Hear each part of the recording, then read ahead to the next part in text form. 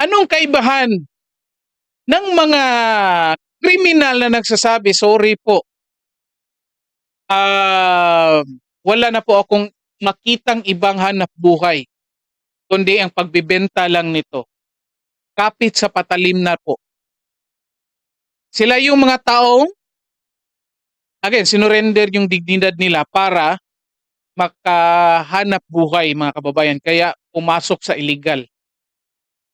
Anong kaibahan nila? Dito sa mga kongresista, sagot kayo dyan, kung saan binibenta yung dignidad at the same time yung political career nila para lang sa kanilang personal na mga pangangailangan. Okay, magandang araw po sa inyong lahat at welcome po ulit dito sa ating Tabunan PH channel, mga kababayan. At ito, nandito na po tayo para sa ating panibagong reaction video, mga kababayan. At ito, patuloy nating pag-usapan itong nangyayaring impeachment case laban kay Sara Duterte, mga kababayan. Sa isang video natin, analyze natin doon kung tinignan natin sa ibang perspektibo kung anong posibleng mga nangyayari dito. At dinisanta natin doon kung saan na posible na itong ginagawa ni Pangulong Rodrigo Duterte patibong ito dito sa administrasyong Marcos, mga kababayan. At eto na nga, kinagat nila itong patibong at ito ngayon, mga kababayan, kahit wala pang ginagawang aksyon itong mga Duterte, mga kababayan, at ito, lumalabas na. Nakikita na natin ang epekto doon sa plano ni Pangulong Rodrigo Duterte. At ito nangyayari na, mga kababayan. At tanong ng karamihan ngayon, magkano kaya bawat isang kongresista, mga kababayan? Nako, ang hirap nito. Diba? Again, tignan ninyo ha, nagiging patibong kasi pinapakita dito sa mga nangyayari ngayon na kung sino-sino itong mga kongresistang handang ibenta ang kanilang sarili, mga kababayan. Naku, ang mura lang pala na ng mga dignidad ng mga kongresistang ito, mga kababayan. Kaya nyo yan. Okay, so bago natin yan pag-usapan, ito tignan muna natin. Ngayon, ito mensahe ito ni Pangulong Rodrigo Duterte, mga kababayan. Ito, a month ago ito. At ito ngayon naiintindihan natin kung bakit siya nag-message ng ganito last month, mga kababayan. Ito, tignan natin. Ito balita, ito galing sa Inquirer Philippines, mga kababayan. Ito, tignan natin. Okay, by the way, bago natin i-play ito, paki-like and share ng video natin, mga kababayan.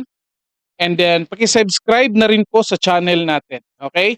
So, sa lahat ng mga nakapag-subscribe na, mga kababayan, maraming salamat po. At ako, hindi po ako nakapaniwala na talagang umabot tayo doon sa target bagong target natin na 2,000 subscribers, mga kababayan. Ako, pwede po na magpatuloy po kayong mag-subscribe para po lalaki pa itong community natin, mga kababayan. Ay, ito. Tingnan natin kung anong sinabi ni Pangulong Rodrigo Duterte, mga kababayan, sa Christmas message niya ito. Okay? In his Christmas Day message, former President Rodrigo Duterte asks a big gathering of supporters in Davao City not to abandon his family, reminding them that the Dutertes supposedly have not done his supporters any wrong.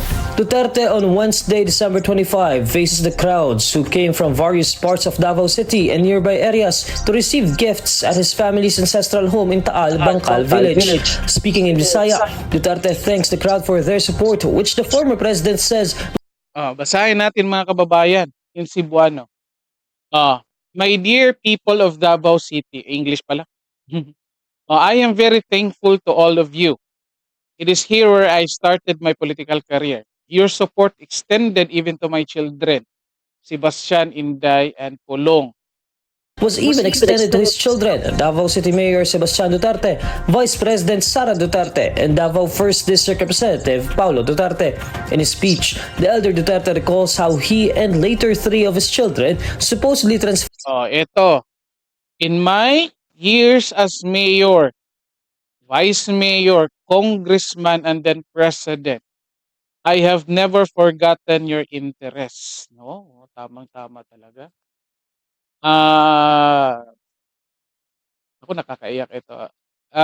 Again, ngayon lang ito nag-sink in sa akin mga kababayan. Kasi nga, parang, kasi Christmas message ito. Para sa mga taga Davao, mga kababayan, hindi ko lang ito pinansin dati. As President, the grandest that I have given you could be the Davao City Coastal Bypass Road. Don't abandon the Dutertes because the Dutertes had never forsaken you. Ang tindi niyan mga kababayan. Di ba? Tanong natin dito. Ito, pag-uusapan natin ito mga kababayan. Sa tingin nyo ba, comment kayo dyan, sa tingin nyo ba, itong mensahe na ito, para lang ito sa mga tao sa Davao? Kung saan, si Pangulong Rodrigo Duterte, mga kababayan, hindi lang naging mayor doon sa Davao. Naging presidente ito sa buong Pilipinas. Sa tingin nyo, para sa Davao lang, para sa mga taga Davao lang ba itong mensahe niya? Kung saan hinihikayat niya na don't abandon the Dutertes because the Dutertes had never forsaken you, mga kababayan. Ang tindi niyan. So again, tingnan natin ito. Kailan ito? Christmas message ito mga kababayan. 1 month ago ito. Kailan na i-file yung 3 impeachment case? Around first week of December mga kababayan. So dito natin makikita na talaga na confirm natin dito mga kababayan na itong ginagawa ni Pangulong Rodrigo Duterte sa pagpuna ng 2025 budget sa mga kalokohang ginagawa ng Administrasyong Marcos ngayon mga kababayan, talagang plano niya ito para talaga ituloy itong impeachment case ni Sara Duterte mga kababayan. Okay? Hindi ibig sabihin na gusto niya matuloy yung impeachment case para ma-impeach si Sara Duterte mga kababayan. Ang nakikita natin dito na gustong ituloy ito ni Pangulong Rodrigo Duterte mga kababayan para lalabas sa kanilang mga lungga kung sino yung mga kongresistang handang ibenta ang kanilang kaluluwa para sa kanilang mga personal na mga pangangailangan mga kababayan. Naku, ang mura lang pala ng halaga ng mga kaluluwa ng mga kongresista ngayon mga kababayan. Nakalain nyo yan. Comment kayo dito, tanong ko sa inyo. Tanong ko dito sa inyo ngayon. Kung ikaw bilang tao, handa ka bang ibenta yung sarili mo? Kung handa ka, magkano yung presyong ipapatong mo dyan? Again ha, yung dignidad mo. Handa ka ba? Ngayon mga kababayan, dahil sa nangyari dito, eto na nga, 215 na mga kongresista mga kababayan, lumabas na ang tunay na kulay. Again, wala pang ginawa si Pangulong Rodrigo Duterte o ang mga Dutertes mga kababayan. Si Pulong nga lang nagsalita. Nag-express siya sa kanyang galit. Yet, again, wala pang ginagawa sila dito. Sinong gumagalaw? Yung mga 32 millions mga kababayan. Di ba? Parang tinutulungan tayo ni Pangulong Rodrigo Duterte dito mga kababayan sa pamamagitan ng pag-impeach nila kay Sara Duterte na i-identify na kung sino yung dapat iboto natin ngayon. At eto na nga, lumabas na itong 215 mga kababayan. Kailain nyo yan. Again, ito, gawin nyo ito ha. Ito, ginagawa ko. Hindi ko pa lang natapos ito. I-visit nyo yung mga public pages ng mga Lahat ng kongresistang pumirma, bisitahin nyo yan. Tignan nyo kung nag-increase ba yung followers nila. Tingnan nyo kung anong nangyari sa mga followers nila. At the same time, tignan nyo yung mga comment sections doon.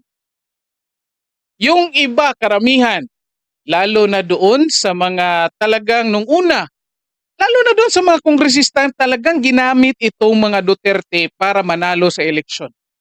Of course, alam natin yan. Hindi lang natin banggitin. Naku, banggitin na lang nga natin. Oh, lalo na yung mga kongresista sa Cebu, mga kababayan. Diba? May pasabi-sabi pa na idol Sara Duterte. Oh, anong ginawa? Hindi. Nako, gusto pa lang i-impeach si Sara Duterte. Di lumabas yung baho, mga kababayan. Oh, lumabas yung pinalikan sila ngayon kasi ang daming post dati na may pa-selfie-selfie pa, may pakain-kain pa sila together with Sara Duterte, mga kababayan. May pahingi pa ng message, di ba? At ito lumabas na nga. Oh, ito. Tanong ko sa inyo, mga kababayan. Sa tingin nyo ba walang bayad yan? Walang matatanggap na kapalit yung mga bumoto dyan sa pag-impeach ni Sara Duterte? Sa tingin nyo ba sapat na ang salamat po bilang kabayaran doon sa pagboto? Comment kayo dyan. Sa tingin nyo ba sapat na yan? O, sa tingin ko, mga kababayan, hindi yan sapat. Mayroong palit yan. Isipin nyo ito, ikaw, ilagay nyo sarili nyo bilang kongresista ngayon at mayroong paparating na May 2025 election at magpapa-elect ka ulit sa distrito mo. At alam mo na maraming supporters si Sara Duterte dyan, mga kababayan. So basically,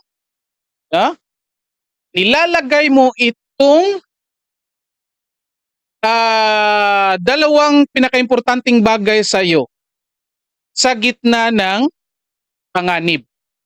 Ano? Yung una, yung dignidad mo o pagkatao mo, mga kababayan. Pangalawa, yung political career mo. Di ba? So ikaw, bilang kongresista, handa ka bang isacrifice yung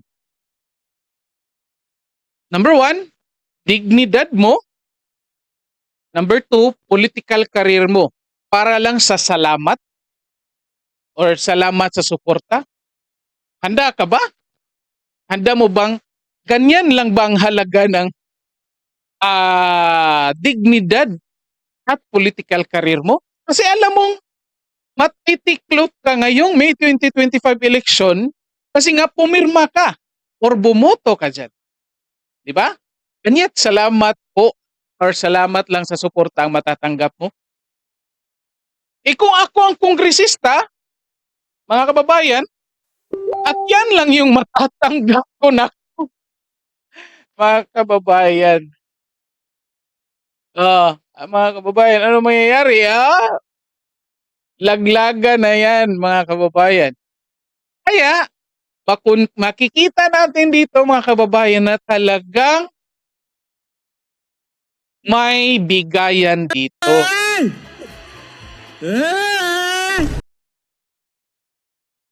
Talagang may kakaroon ito ng bigayan, mga kababayan. Nag-uumpisa ng bumaha ng pera dito, mga kababayan. Hindi pa nag-uumpisa yung campaign period, ha? Isipin nyo yan. Yet nakikita na natin na bumabaha na dito. So, kailangan nyo yan. May presyo pala ang dignidad ng mga congressman natin, mga kababayan. Kung may presyo yan, ako, ang mura niyan. Kasi kayo, comment kayo dito, comment kayo dyan. Sabihin nyo sa akin kung handa kayong ibenta yung dignidad ninyo, mga kababayan. Comment kayo dyan. Kasi ako, priceless ito, mga kababayan, para sa akin, ha. Iwan ko lang, again, Iwan ko lang sa mga kongresista natin. Kasi ang nakikita natin dito, ito nga, may price tag yung dignidad nila dito. At the same time, yung political career na rin, mga kababayan, yung dalawa nga, yung na sinasabi natin na nilagay nila sa peligro yung itong dalawa na ito. Okay? At ngayon mga kababayan, tignan natin ito. Again, tignan natin ito ha. Saan or kanino mo usually? Bago yan. Ito, tingnan natin. Kasi until now, naghahanap tayo ng explanation ng mga kongresista ngayon kung bakit sila bumoto. Paanong, ano nila.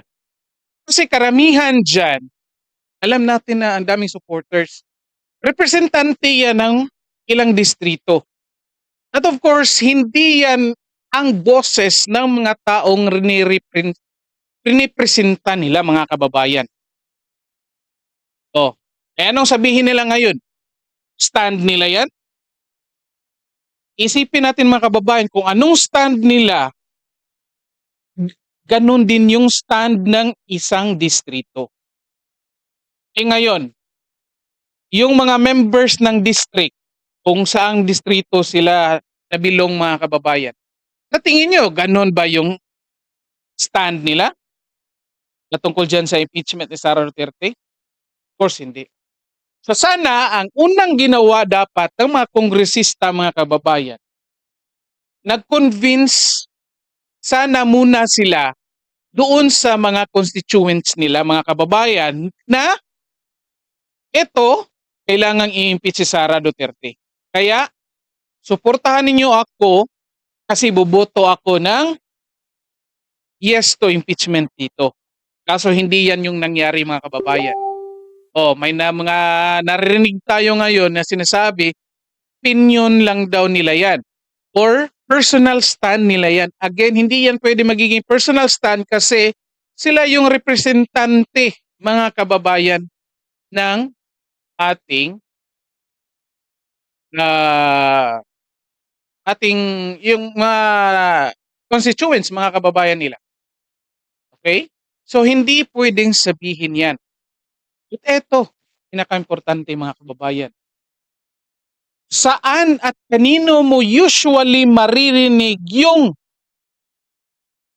mga taong nagbibenta ng kanilang dignidad?